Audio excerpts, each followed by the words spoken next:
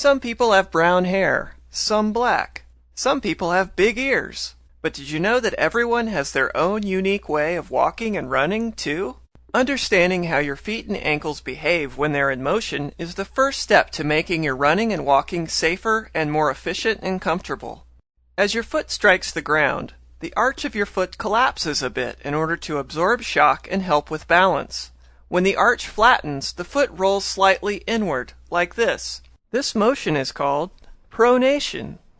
Most people's feet roll inward or pronate to some degree, but some people pronate more than others. Experts have a way of classifying how much or how little people pronate. They place people into one of three categories: normal or healthy pronators, overpronators, and underpronators, also known as supinators.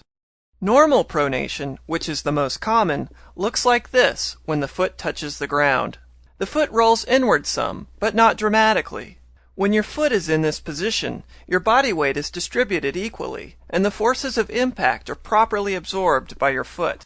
When you pronate normally, you can also push off into your next stride most efficiently. Now have a look at overpronation. See how the foot rolls inward at a more extreme angle? This makes it harder for the foot and ankle to handle the impact of your stride, making it less efficient and making you more susceptible to common running-related injuries. Overpronation can range from mild to severe. The third kind of pronation, underpronation, is extremely rare, but you can see that underpronators tend to roll their feet and ankles outward during the stride. Like overpronation, underpronation isn't as ideal. So how do you figure out which kind of pronator you are? The best way is to have a professional observe your stride. That starts with a visit to a store that specializes in selling running shoes. The people there can give you the lowdown on your pronation level.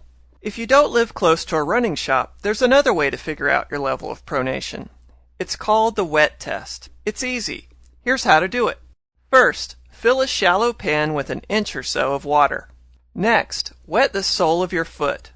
Then step onto a shopping bag or a piece of heavy paper. Remove your foot and look at your footprint. If you see about half of your arch, like this, you're likely a normal pronator. If you can see just the heel and the ball of your foot, you have a very high arch, and are also likely a normal pronator. But there's a chance you're an underpronator. Meanwhile, if you can see nearly all of your footprint, that means you have a low arch, and there's a good chance you're an overpronator. Keep in mind that the wet test is just an approximation, and evaluating the height of your arch is just one factor in finding your pronation level. That's why having a professional look at your stride is so important.